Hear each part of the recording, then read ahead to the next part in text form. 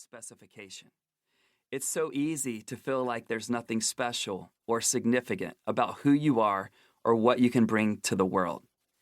In fact, it's become way too common for many of us to apologize for who we are or to feel bad about what we can't do.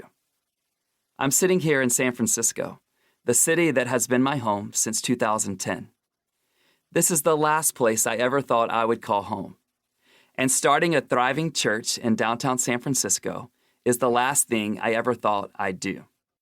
It's a wonder this church even exists, and an even bigger miracle I got to play a part in bringing it into reality. I smile as I think about how a guy like me ended up in a city like San Francisco. What has become the new normal for me, my family, and an entire faith community is far beyond what I ever could have imagined. I would love to take you on a journey of how this happened, but not just so I can tell you my story. My hope in writing this book is to reveal what can be possible in your life. I have a deep belief I live by, and it's also why I wrote this book. Whatever God put in you, He wants to bring out of you. I'm not simply talking about starting a church or a business or becoming famous or doing something the world would think is amazing. What I'm referring to is you getting in on whatever God may have for you in this life. It could be losing weight or losing your short temper. It could be running a marathon or running an organization in your community. It could be enjoying a healthy marriage or enjoying a global adventure. It could be making a difference in your neighborhood or raising kids who will change the world. We all know what it's like to have dreams. Or maybe the more accurate way to say it is, we at least know what it's like to have had dreams. There was a point in all our lives when we knew where we wanted to end up, but relatively few of us arrived at our preferred destination. Have you ever had a moment or season in your life that left you saying, "This wasn't the dream"? The dream was to have an amazing marriage. You weren't supposed to be divorced.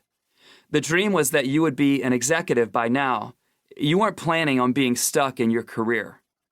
The dream was that your new company would get off the ground, except it never really took off. The dream you had for your life didn't include anxiety and depression, yet these emotions have become daily companions for you. We don't have a desire problem. Most of us even started down the right path. But at some point, for a variety of reasons, we lost our way. Perhaps someone else or a group of people destroyed what could have been in our lives. Maybe we chose the wrong thing to pursue. The problem could have been that we surrounded ourselves with the wrong people, or we found ourselves paralyzed with fears we simply could not overcome. It could even be we were really clear on the ultimate goal, but we couldn't figure out the steps needed to get there. Maybe we underestimated the cost it would take for our dream to come true, or we got off to a great start, but we weren't able to sustain it over the long haul. Before you push away whatever God put in your heart, I would love to come alongside you to share stories and principles that will provide a path to your preferred future. Don't worry, I'm not going to promise you anything is possible in your life. However, I think there's a good chance way more is possible than what you're experiencing right now. And the framework I'm going to give you won't just help you in the major areas of your life. These ideas have also helped me to become a morning person, to give 30-minute talks without using notes, to lead a family of 6 who is thriving in an urban environment, to get back down to my high school weight, and much more. I still get stuck at times, but I keep returning to these principles. And it starts with this one. Whatever God put in me, He wants to bring out of me. Throughout this book, I want to reveal the kinds of things that will help you fulfill your purpose. I also want to warn you about the kinds of things that will keep you from seeing your vision become reality. What if you could step into a life full of meaning and purpose? Can you picture yourself being deeply fulfilled while also making an impact on the lives of others?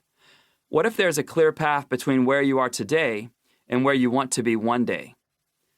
I not only think this is possible, I genuinely believe this is the life you were meant for. Section 1.